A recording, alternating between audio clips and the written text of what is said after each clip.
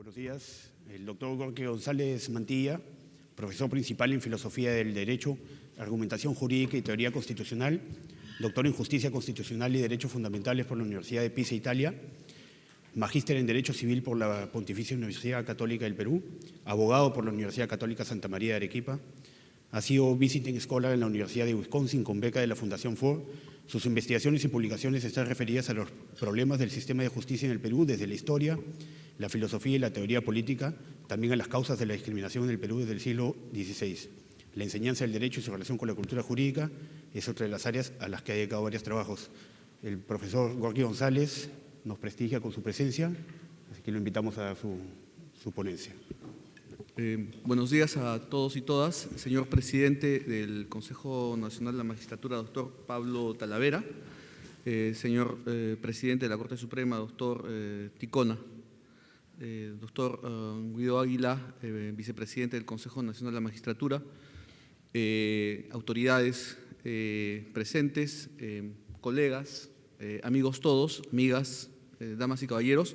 Yo quiero en primer lugar agradecer la oportunidad de poder estar en este espacio para compartir con ustedes algunas reflexiones sobre un tópico que sin duda resulta fundamental en la historia de la República y fundamental en el momento actual, por las razones que han sido además señaladas con enorme claridad y contundencia por precisamente el discurso inicial, el magnífico discurso del doctor Guido Águila. Cuando hablamos del Consejo Nacional de la Magistratura nos estamos refiriendo a una institución que genera enorme expectativa y que aún está transitando por un proceso de maduración que precisamente a sus 20 años, a los 20 años que nos reúne en esta ocasión para reflexionar sobre el balance, sobre las posibilidades y sobre finalmente la ejecutoria que esta institución ha desarrollado, me parece que constituye un momento también indicado para saber cuáles son, o para recordar cuáles son las razones que motivaron el modelo inicial desde una perspectiva histórica. Como ha sido dicho por el doctor Águila, me parece que resulta más que conveniente desarrollar un ejercicio histórico comparativo para entender que el Consejo Nacional de la Magistratura no surge de la nada. Es una institución que de alguna manera se inserta en el contexto de transformaciones que surgen a propósito de la aparición del denominado Estado constitucional en el contexto de la posguerra o de la Segunda Guerra Mundial, y que empieza a cristalizarse a propósito de las constituciones que emergen luego de este proceso, pensando por ejemplo en la Constitución italiana de 1948 y lo que viene sucesivamente después en algunos países de la Europa continental. Cuando hablamos del Consejo de la Magistratura nos estamos refiriendo a una institución que en pocos años luego, por ejemplo, en América Latina ha tenido un desarrollo y una expansión impresionante. No hay prácticamente un país de nuestro continente que no tenga un Consejo de la Magistratura con distintas modalidades, con distintas características, distinta composición, pero finalmente estamos haciendo referencia a un fenómeno que tiene una profunda raigambre histórica que creo es necesario recordar en esta ocasión. Entonces, podríamos decir en buena cuenta que el Consejo de la Magistratura es una pieza de este escenario de transformaciones que se producen a propósito de la aparición del denominado Estado constitucional y que va a tener una incidencia enorme en algo que para nosotros es fundamental. Me refiero al papel del juez, al rol del juez en el nuevo ordenamiento jurídico y político que se instaura a propósito o que se empieza a abrir a propósito de este momento. Podríamos decir en gran medida, usando la expresión de François Braudel, este famoso historiador francés, que no hay manera de entender el desarrollo de una institución, por ejemplo la del Consejo de la Magistratura, si es que no la ubicamos en el contexto de lo que significa el proceso de larga duración. En otras palabras, resultaría siendo no solo exagerado, arbitrario, pensar que podríamos entender la situación por la cual atraviesa el Consejo de la Magistratura en el caso peruano, si es que no entendemos su evolución en todo este proceso histórico que en buena cuenta tiene su punto de referencia por poner un referente a propósito del momento en el cual se empieza a predicar la idea del Estado constitucional en la vía eurocontinental. Porque como bien se ha dicho también, en realidad el Estado constitucional es una institución que si la seguimos desde la perspectiva anglosajona, la vamos a identificar claramente en el momento en el cual se abre la idea republicana a propósito de la Revolución de 1776, concretamente con la Revolución de los Estados Unidos de América. Pero en la vía eurocontinental, que es precisamente en donde se insertan los consejos de la magistratura, identificamos este fenómeno que surge, como repito, para garantizar la independencia del juez. Y lo que ocurre es que las características del Estado constitucional de este proceso de formación histórica, ¿no?, se oponen a lo que en términos generales existía en el momento anterior. No es una oposición de blanco o negro, no es una oposición que se corta de un momento a otro, porque estamos hablando de un proceso histórico que sigue un curso en la historia y que va generando cambios, pero también resistencias y algunas continuidades. Frente a un contexto en el cual el Estado estaba articulado en función de la predominancia o el predominio de la ley, se opone la idea de un Estado en el cual la Constitución cumple una finalidad unificadora.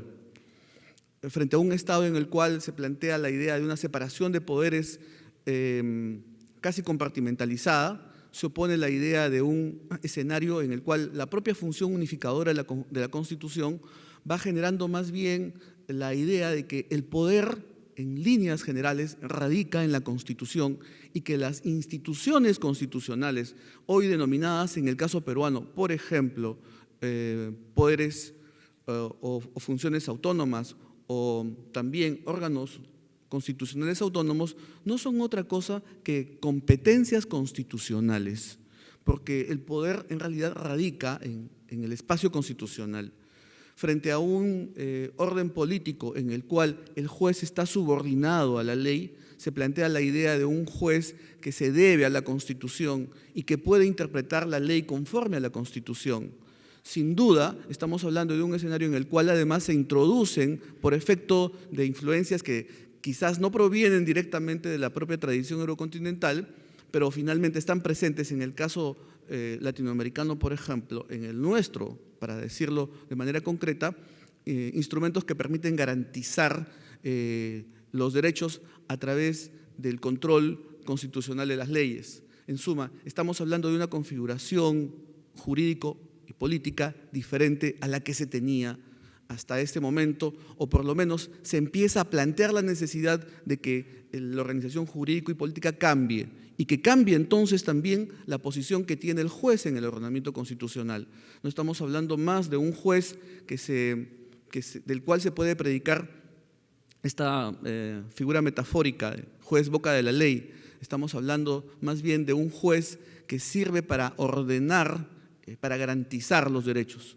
Y un juez que garantiza los derechos, sin duda, es un juez que requiere de una dosis de legitimidad articulada, diferente a la que se predicaba en el momento anterior. La legitimidad del juez va a servir para garantizar la propia legitimidad de los derechos, y se abre en este contexto también la idea de un sentido de la democracia propiamente vinculado incluso a lo que el juez hace. En buena cuenta, la democracia como un régimen político que sirve para controlar el poder político, pero también para garantizar los derechos. Si los jueces son los garantes de los derechos, entonces los jueces van a cumplir una función decididamente influyente en la textura del orden democrático. De ahí que la función que desarrolla el juez, la función que se le atribuye al juez en el Estado constitucional termina siendo central, superior en términos jurídicos y políticos a la que se le atribuía en el contexto del Estado de Derecho. Pues bien, precisamente es para garantizar la función del juez del Estado constitucional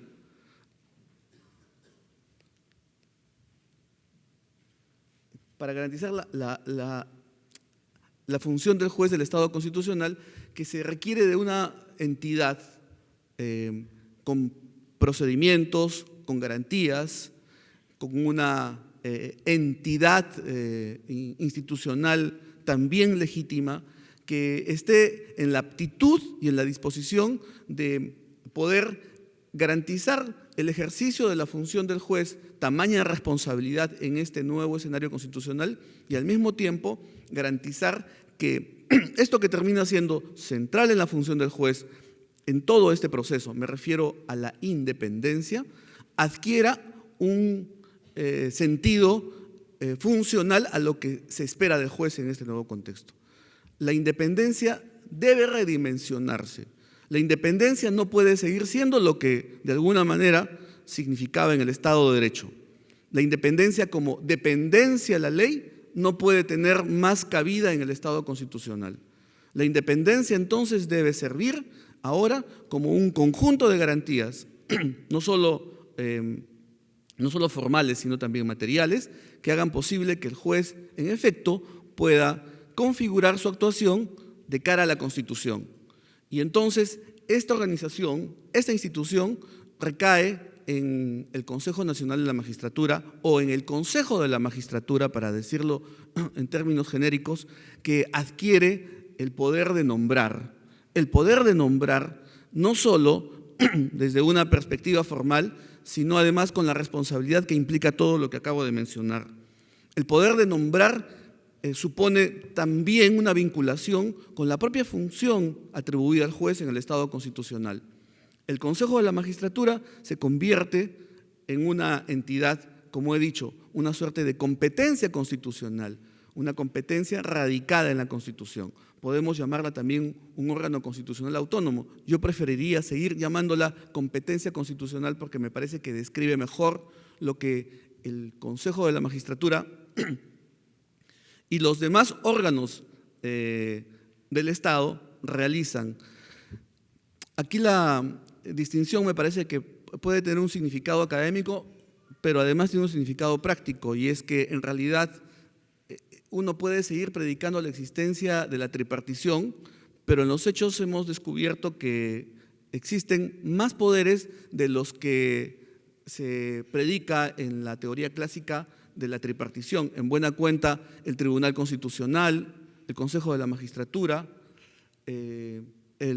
las Cortes Electorales, los gobiernos regionales, todos estos órganos desarrollan poderes delimitados, acotados, cuya fuente de legitimidad está en la Constitución.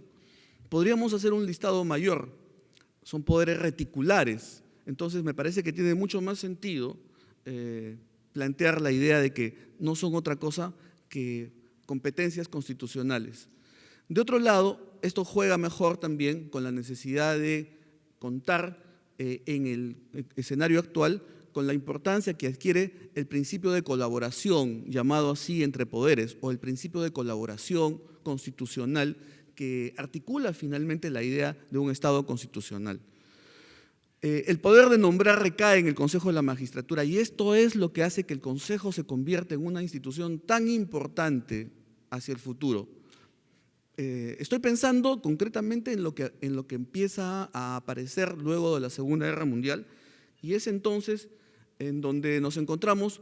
Quisiera solo citar como ejemplo, de pronto arbitrariamente, el caso italiano, porque me parece que traduce de manera extrema, emblemática, en teoría, ¿no? La práctica, por cierto, presenta una serie de problemas e inconvenientes que no necesariamente tendríamos que contarlos en esta oportunidad, pero me parece que el modelo en líneas generales plantea algunas de las expectativas que con legitimidad uno se forma respecto de lo que el Consejo puede hacer. Este Consejo, el Consejo de la Magistratura en Italia, como decía, entonces es el modelo que emerge inmediatamente luego de la Segunda Guerra Mundial con la Constitución de 1948, y a los pocos años se logra instalar como una institución, nuevamente, orientada a garantizar la independencia judicial respecto de lo que en el caso concreto, en el caso italiano, constituía el antiguo régimen, por decirlo de alguna manera, que no fue otra cosa que precisamente el fascismo, presente por lo menos durante un buen tiempo y que se quebró con la Segunda Guerra Mundial.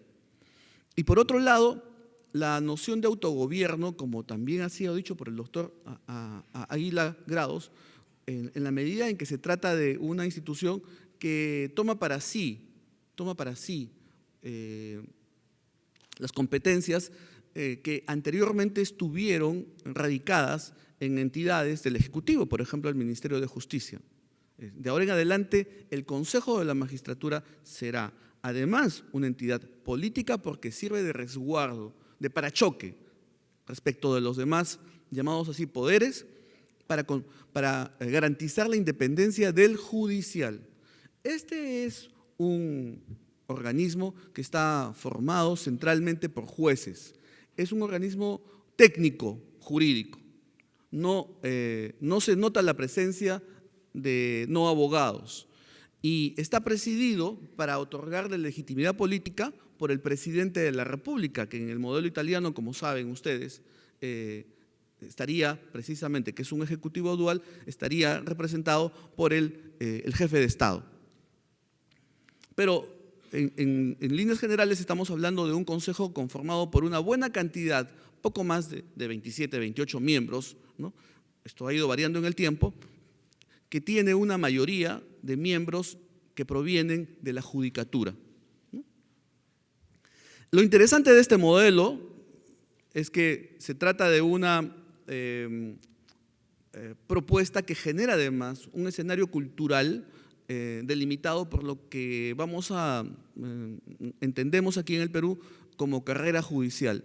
Y las características de la carrera judicial en el modelo italiano son sumamente interesantes, por lo menos en el modelo inicial, tal como fue planteado originalmente. Estamos hablando de una carrera judicial horizontal o plana, ¿no? En donde los ascensos propiamente son, o teóricamente se planteaban como simbólicos, en la medida en que los jueces no se distinguirían en razón de la jerarquía, sino en razón de las funciones. En los hechos, un juez de primer grado podría mantener ese grado durante todo el tiempo pese a los ascensos que implicaban adquisición de derechos en muchos aspectos, pero no necesariamente el que tuviera que moverse de lugar. Y el escenario judicial se presentaba de esta manera, democrático, y la idea de la jerarquía constituía un atentado precisamente a la constitucionalización del espacio judicial. Pues bien, me parece que sobre la base de estas consideraciones entonces se puede entender el caso peruano, porque finalmente cuando hacemos un ejercicio comparativo no buscamos otra cosa que realizar semejanzas y diferencias con el objeto de entender mejor lo propio. Esa es la idea de la comparación. Y esta perspectiva histórica nos ayuda también, de pasada, a comprender cómo es que una institución se va armando, se va haciendo sobre la base de configuraciones y condicionamientos culturales en el proceso de la historia, ¿no? Hasta llegar a ser lo que es. Entonces, el caso peruano es ciertamente sumamente interesante si es que lo vemos en perspectiva retrospectiva.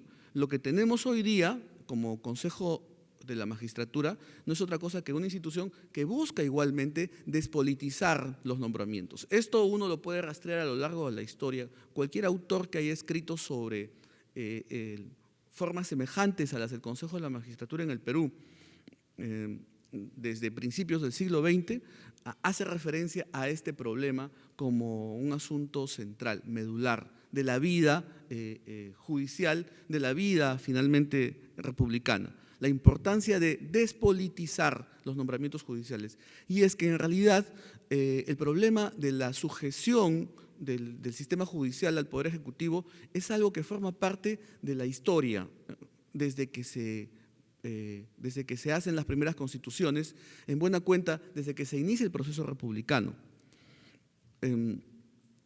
Hacia la década de los años 60 del siglo XIX, en el diccionario de la legislación peruana de Francisco García Calderón se hacía referencia a la voz reforma judicial. Y la voz reforma judicial decía o quería decir supresión de cargos judiciales, práctica extendida desde los inicios de la República. En buena cuenta, entonces, la idea en virtud de la cual, desde que se forma la República, el Poder Judicial ha estado sometido a través de un sistema de nombramientos perverso, sujeto concretamente al cabildeo, sujeto a los favores políticos, sujeto a las presiones, ha generado no solo una distorsión en la forma concreta como se podía impartir justicia, sino que, y eso es lo que me parece que tendríamos que valorar el día de hoy, ha generado una cultura que se ha ido expandiendo en el tiempo y que está presente no solo en el imaginario judicial, que está presente también en los espacios en donde nos encontramos con el mundo del derecho y más allá de él, como vamos a ver a continuación, por lo que significa la idea de cultura jurídica desde una perspectiva que valora no solo lo jurídico, sino también lo extrajurídico. Pero la idea del Consejo de la Magistratura entonces se plantea como eso: despolitizar los nombramientos judiciales y radicarlos en una institución que no tenga vinculación con las fuerzas políticas o que no tenga vinculación con ningún tipo de sesgo ideológico. Estamos hablando de una institución que tendría, y esta es una enorme expectativa, ¿no?, que tendría que hacer frente a este enorme problema cultural que no se ha hecho en los últimos 10 años, que no se hizo en la década del Fujimorato, es un problema que viene de atrás. Entonces, 20 años podrían ser, estamos hablando de una buena cantidad, 2 décadas, pero de pronto no es el tiempo suficiente como para enmendar y corregir un problema que tiene una sincronía estructural con lo que ha transitado a lo largo de décadas, casi 200 años en nuestro país. Y además, me parece que no podemos dejar de valorar que el problema relacionado con la injerencia en el sistema de nombramientos se produce también en un contexto de democracia de baja intensidad a lo largo de toda la República. De democracia de baja intensidad políticamente hablando, con instituciones débiles, y por otro lado, socialmente hablando, en un contexto en el cual teníamos exclusión y desigualdad estructural. Estas dos características permiten predicar, entre otras cosas, por qué, desde una perspectiva cultural, los valores centrales considerados como públicos no tenían en su agenda presente, por ejemplo, algunos asuntos de orden público sobre los cuales el Poder Judicial pudiera haberse pronunciado a lo largo del siglo XIX o buena parte del XX. Muchos diríamos que a diferencia de lo que acontece con otras cortes, si pensamos por ejemplo en el caso americano, se suele decir que las sentencias de la Corte Suprema de los Estados Unidos son pedazos de la historia del pueblo americano. Difícilmente podríamos decir lo mismo de las sentencias de la Corte Suprema del Perú. A lo largo de su historia, la vocación o la relación entre la vida nacional, la vida del país y la incidencia que las propias sentencias han tenido sobre la misma es escasa, ¿no? Pero esto tiene que ver con el contexto, no es un problema solo de la Corte, no es un problema solo de los jueces, es el contexto social y político en el que se desarrolla la institución judicial. Es este el contexto en el que surge el Consejo Nacional de la Magistratura si pensamos en estos últimos 20 años. Y los antecedentes históricos me parece que son también un referente interesante de lo que planteaba la historia como un proceso de larga duración. Es que en 1915 el planteamiento de crear no un Consejo de la Magistratura, sino un jurado de la magistratura, se hace visible a través de la voz de un juez de Tarma, el juez Bernardino León y León, quien plantea esta idea frente a la necesidad de hacer frente a lo que él llama escándalo nacional, que en el país se tengan que nombrar jueces que tienen fíjense que este es un fenómeno no nuevo, es un fenómeno histórico, ¿no?, que tienen el gran problema de ser titulados cuando en los hechos parecen más bien, dice Bernardino León, y cito, analfabetos jurídicos. O, por otro lado, jueces que tienen el oprobio de ser imputados por peculados vergonzosos. Estamos hablando de dos condicionantes que hoy día sin duda son precisamente una de las razones por las cuales existe el Consejo de la Magistratura, ¿no? Enfrentar por un lado el problema de la corrupción y por otro lado el problema de la aptitud, ¿no?, del mérito en la actividad del Consejo de la Magistratura. La propuesta de Bernardino León y León, por cierto, fue solitaria y nunca fue tomada en cuenta, por lo menos en los procesos constituyentes que vinieron luego. Estamos hablando de inicios de siglo. No se logra cristalizar ni en la Constitución del 20, obviamente, ni en la del 33. Sin embargo, es una propuesta que creo refleja cierto temperamento. Y más adelante, ya hacia la Constitución de 1933, 2 años antes, precisamente un jurista de nota como Manuel Vicente Villarán vuelve a poner sobre la mesa la idea de un Consejo Nacional de la Magistratura, perdón, de un jurado de la magistratura con características semejantes a las de Bernardino León y León, pero a diferencia de él, con este atavismo que está presente también en la cultura, de alguna manera, de la configuración de los consejos de la magistratura, casi hasta nuestros días, salvando el caso del Consejo de la Magistratura del 93. Me refiero a la vinculación del Consejo con los nombramientos que tenían que pasar necesariamente por la reserva del Ejecutivo o del Legislativo. Y finalmente tenemos un conjunto de propuestas. En 1952 hay una propuesta del CAL semejante y un conjunto de propuestas que se van proponiendo luego, pero que nunca logran cristalizar en el tiempo. En líneas generales nos vamos a encontrar, sin embargo, que el contexto marcado desde una perspectiva constitucional y en los hechos está siempre delimitado por el cabildeo político y por la sujeción al poder político. Este es un fenómeno que contribuye, como decía hace un instante, con lo que se tuvo en el siglo XIX, la sujeción fáctica. La falta de independencia desde este punto de vista, en lo que a mí concierne, ha generado durante muchos años en la actividad judicial entonces un temor que se grafica precisamente en la idea de la necesidad de mantener el puesto como una actividad centralmente burocrática. El problema de la actividad judicial en el Perú puede haber corrido ese riesgo. Me parece que un estudio sociológico y psicológico de aquellos años hubiera graficado esta idea, pero ese es un elemento que hay que tener presente a la hora de hacer el balance actual.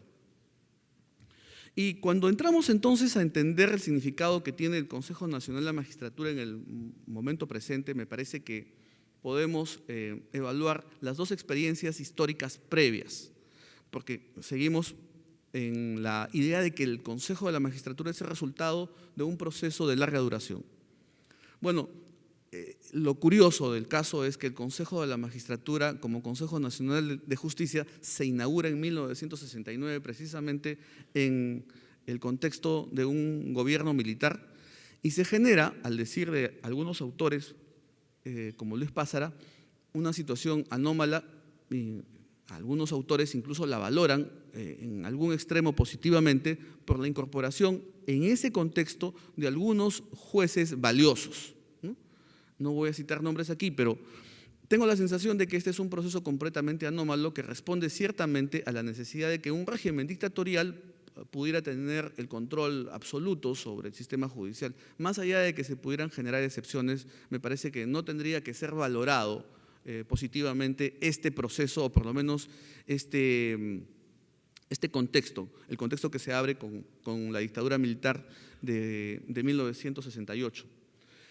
Y posteriormente tenemos el momento inaugurado a raíz de la Constitución de 1979, en el que desafortunadamente el horizonte de reformas modernizadoras que se instauran en aquella Constitución fracasa, me parece, concretamente en el seno del Consejo de la Magistratura de aquella Constitución, puesto que de manera precisa mantiene un sistema de nombramientos vinculado al control ejercido por el poder político a través del Ejecutivo o a través del Senado, según se trate de los niveles judiciales en materia de nombramiento.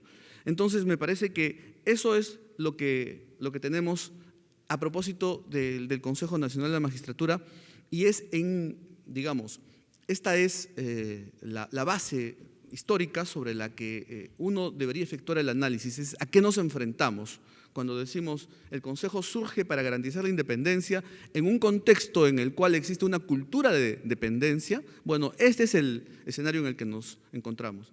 Incluso diría yo que el modelo peruano nace de una paradoja, ¿no?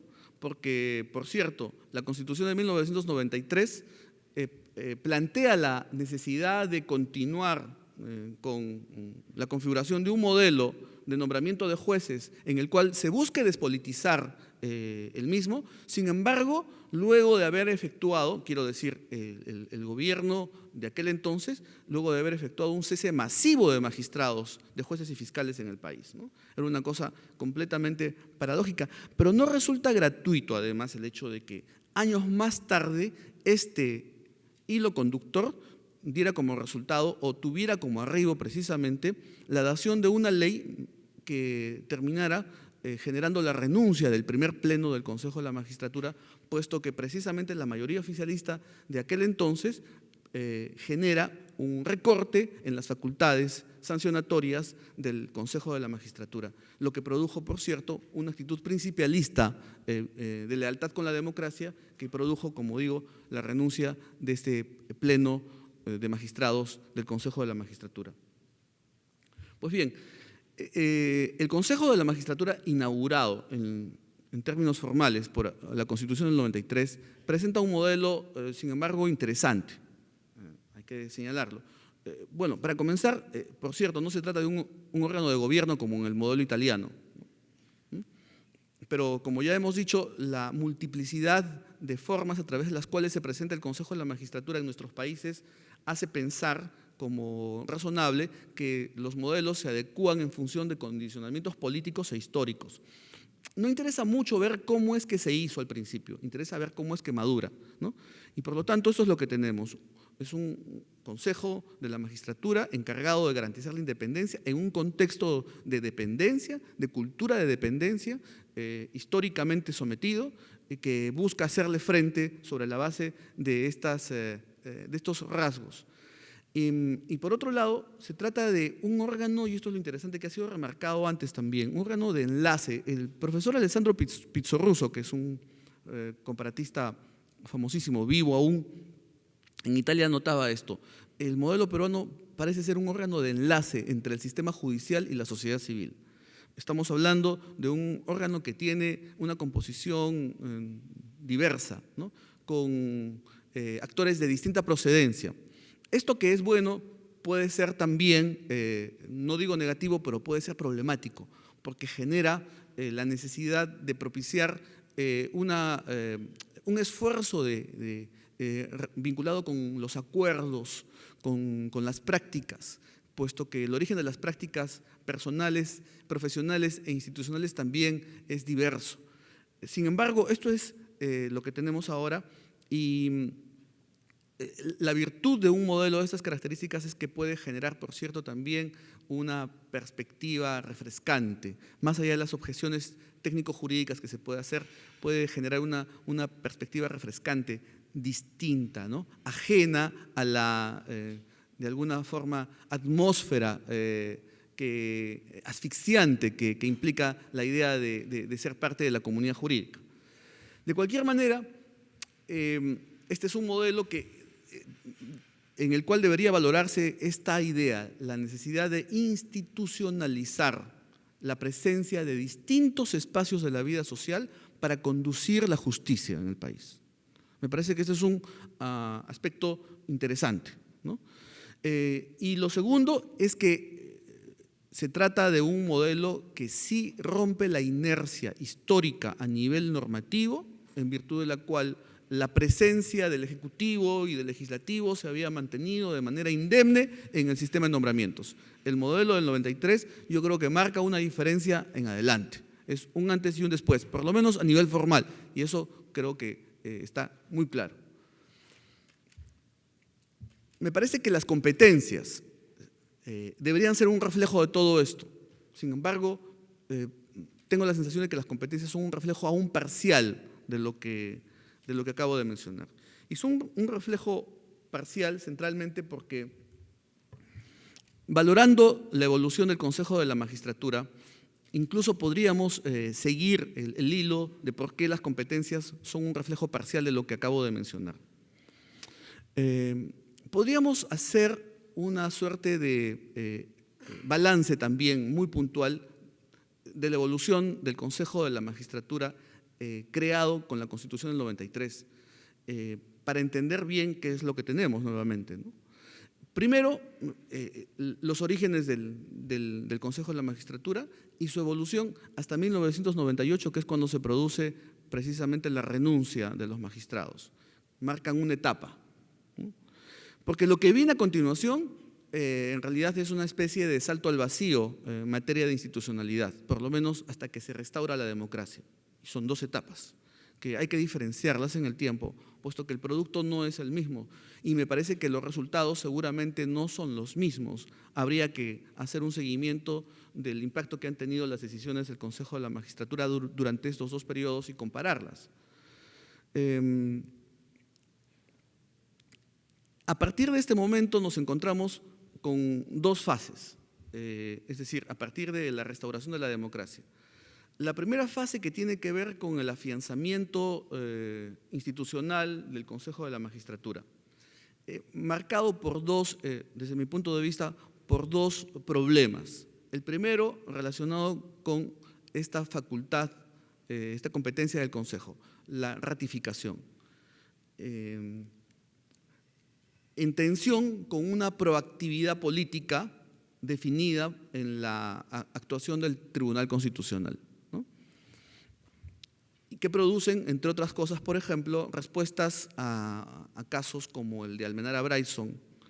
¿Recuerdan ustedes la idea de que el juez debe ser ratificado cada 7 años, que el juez en realidad no tiene propiamente o no forma parte de una carrera, que el juez es un funcionario, ¿no?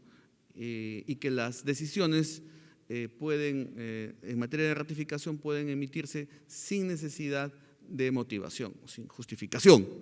Muy bien. Esta fue la voz del Consejo de la Magistratura, avalada constitucionalmente por el Tribunal Constitucional.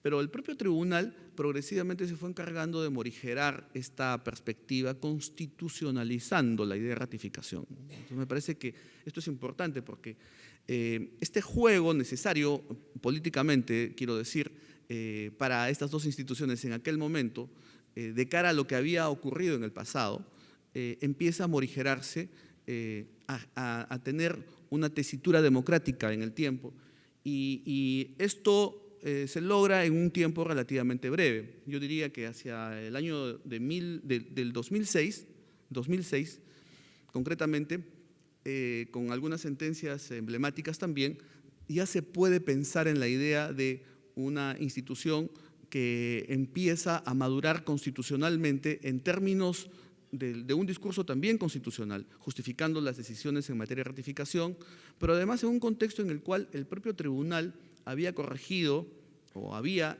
sobre la base de un tipo de interpretación unificadora de la Constitución, corregido la idea en virtud de la cual los magistrados no ratificados no podían reingresar al sistema judicial. Esta interpretación ha producido, desde mi punto de vista, también una corrección necesaria en el sistema institucional y en el posicionamiento del juez. La aparente tensión que se produjo originalmente entre el Consejo y el Tribunal fue finalmente modulada por la propia función unificadora de la Constitución. Y lo que tenemos finalmente es el escenario de un Consejo de la Magistratura completamente abierto al espacio constitucional, ¿no? que son precisamente los rasgos que marcan el escenario reciente.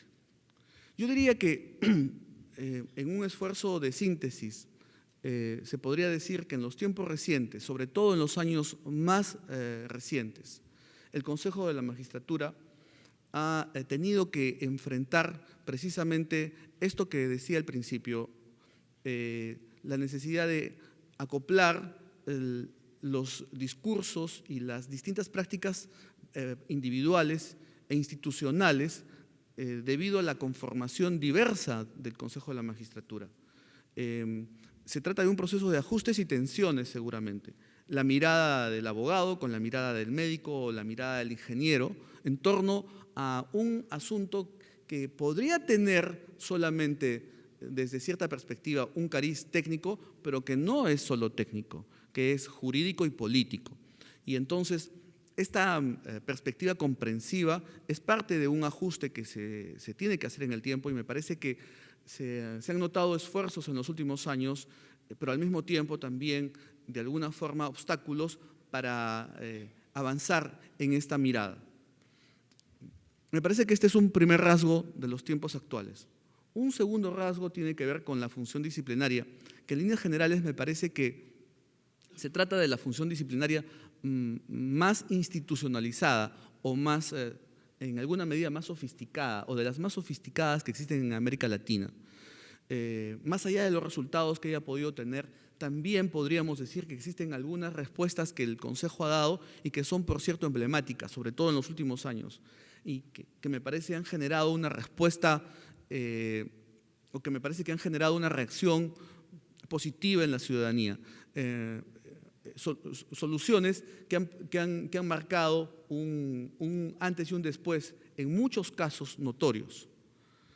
Es probable que exista la necesidad de ajustar más en algunos aspectos propiamente específicos o procedimentales, pero me parece que este es un rasgo que en los últimos tiempos marca también este proceso de maduración del Consejo de la Magistratura. Sin embargo, existe una agenda pendiente, y la agenda pendiente está relacionada con lo que dijimos al principio, sin perder de vista esta idea de la historia como un proceso de larga duración. El Consejo de la Magistratura en el mundo surge para enfrentar el problema de la falta de independencia o la idea de afianzar el nombramiento de los cargos judiciales sobre la base de criterios relacionados con, por ejemplo, la idea del mérito. Con la idea de que los jueces se conformen a los valores de la Constitución y no a las injerencias del entorno. Pues bien, si eso es así, me parece que los propósitos del Consejo de la Magistratura tienen que transitar todavía por un trecho más largo. La idea del Consejo de la Magistratura no solo es evitar a los peores, sino también ganar a los mejores. Porque el país, porque la República, se merece tener los mejores jueces. Nuevamente quiero citar al profesor Alessandro Pizzorruso. Le preguntaban sus alumnos, ¿a qué poder pertenecen los jueces? Y él decía, pertenecen al poder de la República. La República somos todos, res pública. Los jueces no son del Estado, no son del régimen, son de la República. Nos merecemos los mejores jueces.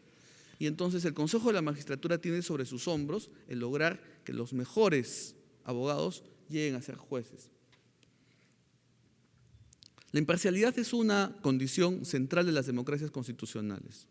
La imparcialidad está relacionada con la confianza que las instituciones, en este caso, sí, deben tener respecto del quehacer institucional. Para que los ciudadanos crean y desarrollen niveles de identidad con los propósitos institucionales, es necesario que las instituciones demuestren imparcialidad. Y para que la imparcialidad pueda graficarse en este contexto, me refiero al escenario del Consejo de la Magistratura, es necesario que las características de los nombramientos puedan reflejar de manera intensa la noción de mérito. El mérito es el mejor argumento en justicia, es decir, el argumento más apto para generar confianza en la ciudadanía respecto de que quienes llegan tienen el mérito, ¿no? Y el mérito es una noción compleja. El mérito no puede ser, sobre todo en un país complejo, con diferencias tan grandes y tan importantes como las que tenemos en el Perú, en todos los niveles, no puede ser una noción en blanco y negro.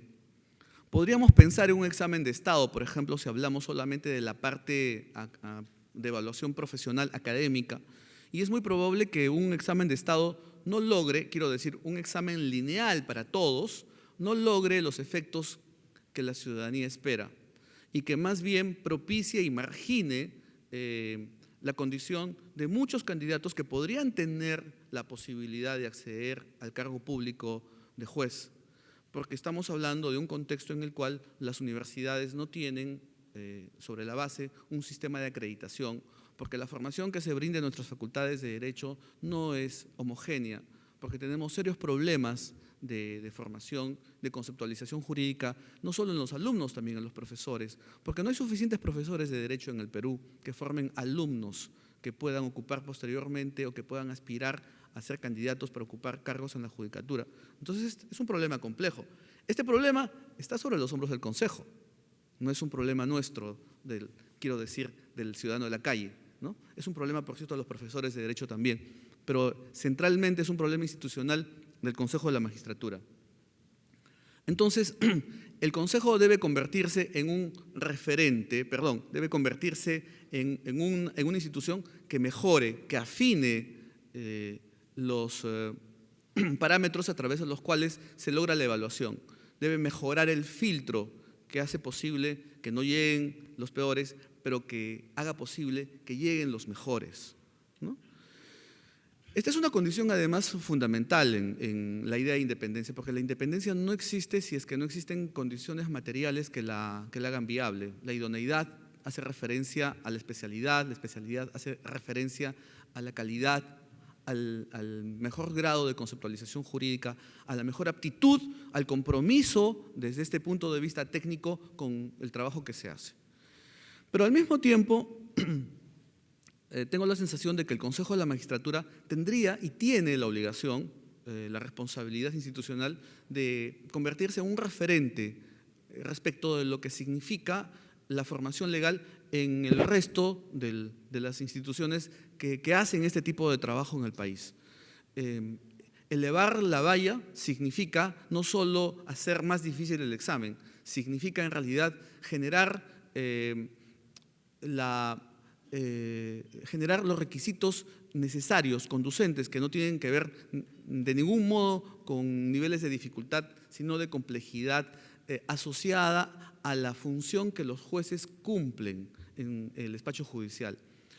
Si el Consejo de la Magistratura se convierte en un referente de la formación legal en vista de los requisitos exigidos, en vista de la complejidad o del tipo de perfil exigido para acceder a la función judicial, ténganlo por seguro que este va a ser un ejemplo que va a marcar seguramente la actividad docente y la actividad en general de formación de las distintas escuelas legales del país.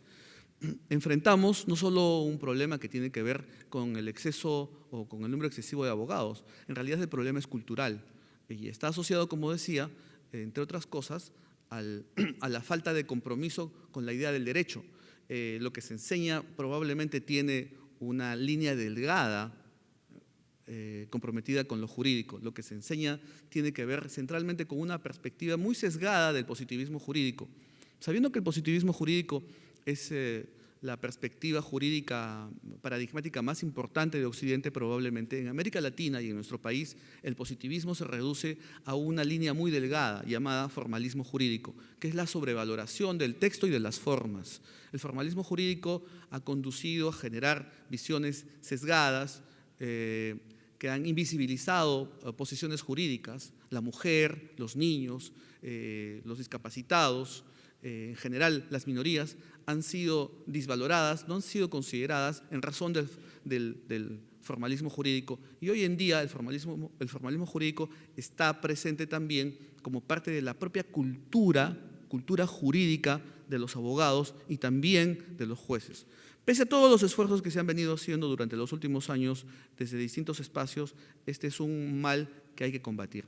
Podríamos decir que si el Consejo de la Magistratura emerge en algún momento en la Constitución de 1993 o antes, como quieran, en la del 93, por decirlo de alguna manera, la pregunta que tendríamos que hacernos es, ¿surge para enfrentar qué mal? ¿Qué mal hay que combatir? Bueno, uno de los males que hay que combatir es el formalismo jurídico, que está presente en la cultura jurídica. Y el Consejo de la Magistratura, me parece, tiene sobre sus hombros también esa responsabilidad. En tercer lugar, optimizar la evaluación del desempeño implica afinar y mejorar esto que se quedó en el tintero de la Ley de Carrera Judicial.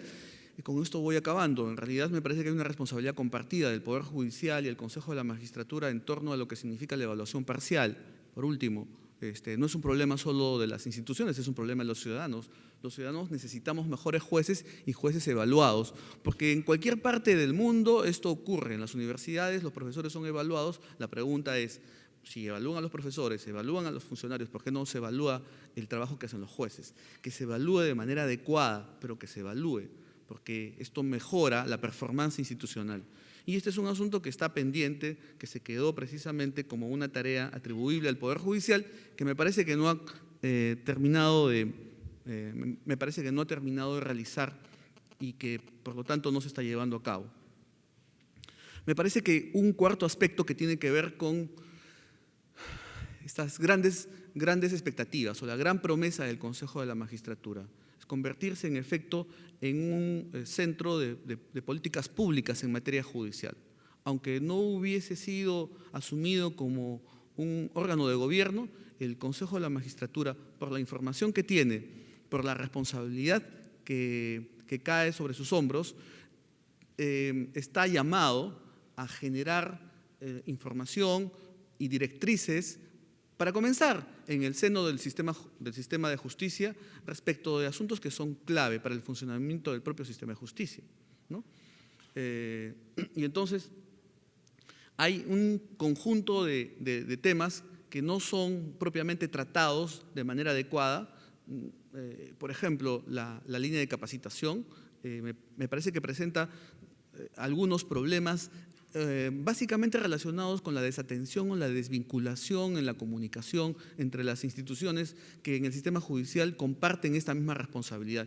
Y el Consejo debería ser la institución llamada a impulsar un trabajo articulado, donde la academia esté comprometida, pero donde el Poder Judicial también, donde el Ministerio Público también. Me parece que una ocasión de este tipo es importante porque además demuestra el grado de transparencia que tiene una institución como el Consejo, permite que ciudadanos ajenos a la función judicial podamos venir a decir lo que pensamos y creemos respecto del funcionamiento de una entidad tan importante, y creo que es necesario que yo lo diga. Me parece que la tarea de la capacitación del sistema de justicia debería todavía comprometer más la función de los órganos que están comprometidos, en este caso en la Academia de la Magistratura. Y el Consejo tiene una función muy articulada a lo que pueda ocurrir con la Academia, porque finalmente el Consejo evalúa, ¿no? Y evalúa en función de la manera como se forma. Me parece que estas cuatro tareas son un poco el legado de este proceso por el que ha transcurrido la historia del Consejo Nacional de la Magistratura. Me parece que son además cuatro promesas y al mismo tiempo cuatro enormes responsabilidades. Yo situaría la idea de la cultura judicial al final precisamente como la gran promesa, es decir, todos estos males, el sistema de nombramientos con injerencia, el formalismo judicial, el problema de la capacitación, la necesidad de generar mecanismos más finos a la hora de evaluar la evaluación parcial, por ejemplo, pero al final todo esto conduce a mejorar la cultura judicial. Y la cultura judicial, decía yo, no solo tiene que hacer, como la cultura jurídica, no solo tiene que hacer con los aspectos conceptuales, con mejorar la formación o el grado de conceptualización jurídica de los operadores, de los funcionarios, de los abogados, de los jueces. La cultura judicial está articulada también a las adhesiones y compromisos ideológicos y también a las perspectivas, en muchos casos prejuicios sobre los que un sujeto se forma. La cultura judicial tiene elementos jurídicos y extrajurídicos. Todo eso forma parte de la cultura. ¿Cómo hacemos para que se articule y pueda pasar por la criba de lo constitucional?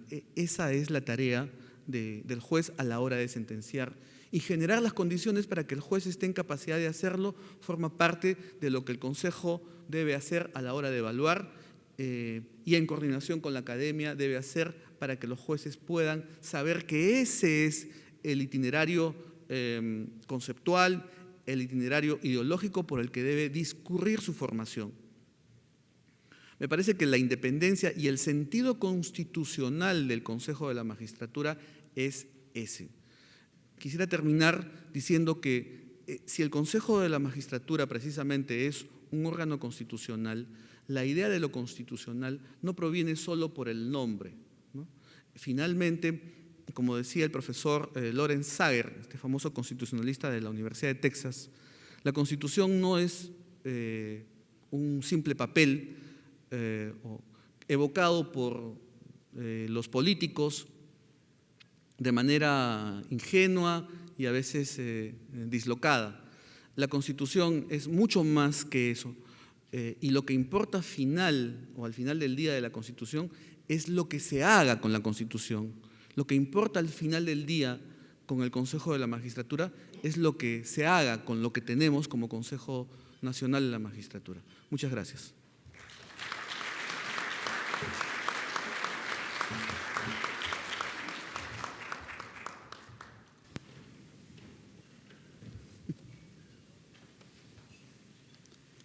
Bueno,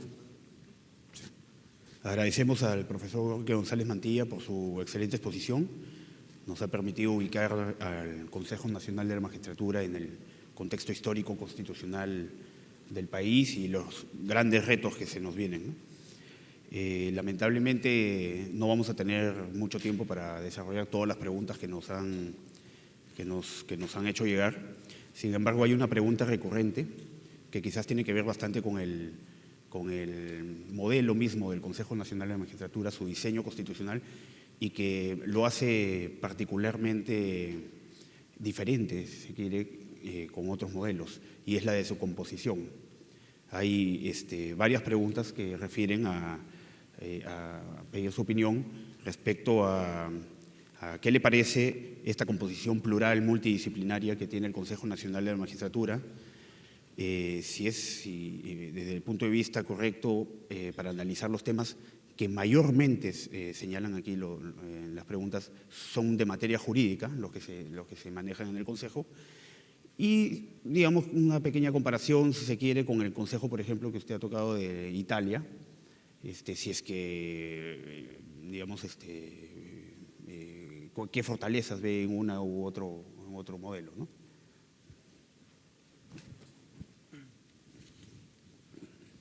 Sobre la composición del Consejo de la Magistratura existen muchas críticas,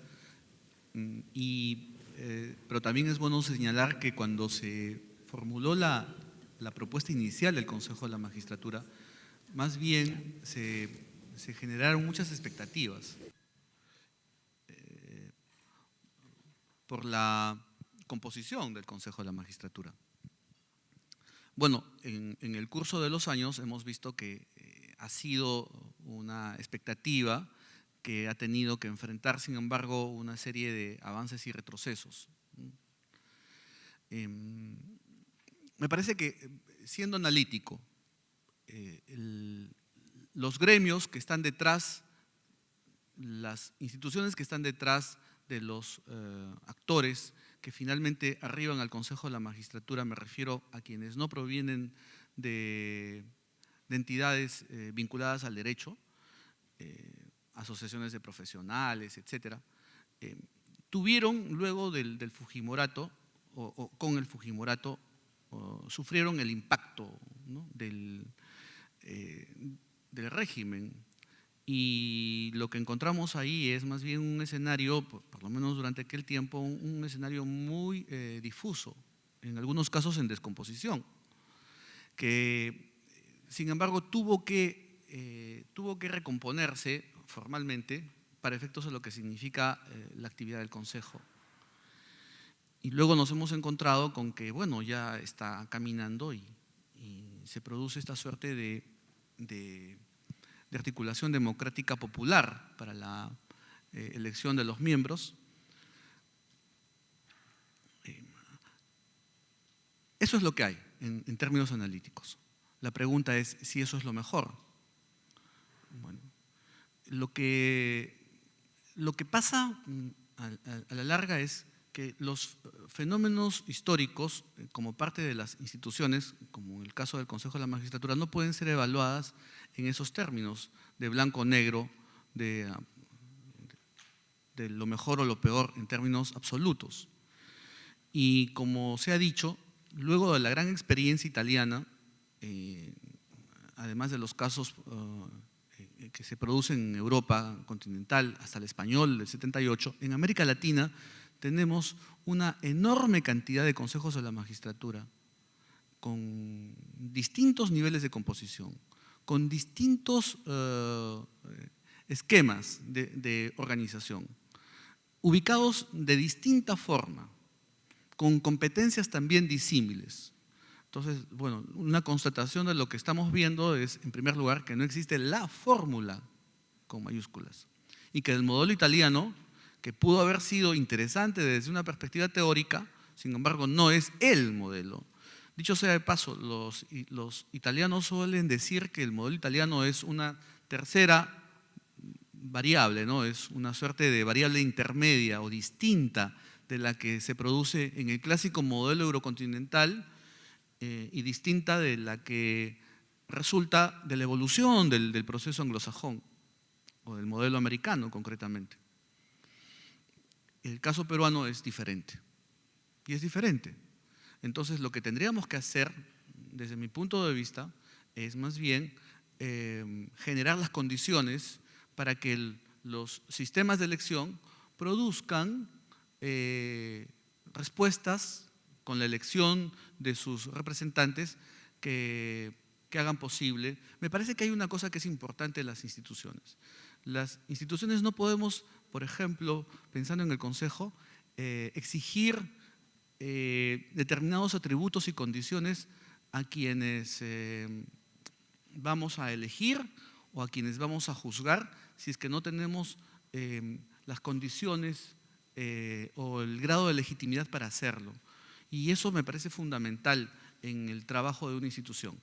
Es cierto que la legitimidad, es decir, cuando hacemos referencia a la idea de legitimidad, estamos diciendo cuáles son las razones para obedecer, ¿no?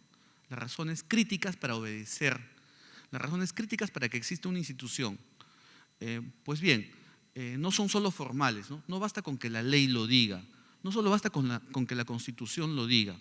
Es necesario que existan elementos sustantivos que hagan posible el que una persona obedezca o cumpla. Y por lo tanto, es necesario que existan razones sustantivas que hagan posible el pensar que quienes están ocupando o quienes van a ser elegidos por cualquier institución, no solo las laicas, sino también las jurídicas, reúnan las condiciones para ejercer el cargo. Me parece que eso es importante. Más aún si pensamos en un órgano que está compuesto por un escaso número de miembros. El caso italiano es casi un senado, ¿no? Estamos hablando de una veintena de personas. Si estamos hablando de un colegiado relativamente preciso, me parece que es importante que las instituciones tomen conciencia de la responsabilidad institucional, más allá de la persona. Si el Poder Judicial o el Ministerio Público deciden pues, acreditar a tal o cual persona al Consejo de la Magistratura, el que esa persona defeccione no es un problema de la persona solamente, es un problema que va a arrastrar en su legitimidad a la institución que lo nombró o que lo acreditó. Entonces, me parece que hay en este proceso de maduración institucional, la necesidad de tomar conciencia de las cosas que hemos hecho en el pasado y que ya no debemos hacer, ¿no? Acreditar, si queremos a los mejores en el sistema de justicia como jueces, acreditemos también a los mejores en el sistema de nombramiento, aquellos que tienen el poder de nombrar, ¿no? Gracias. Sí, agradecemos al profesor Gorky González Mantilla por su exposición. Lamentablemente, por el tiempo no podemos hacer más preguntas. Sin embargo, de parte del presidente del Consejo y del Pleno, queremos hacerle llegar este reconocimiento por su participación. Muchas gracias.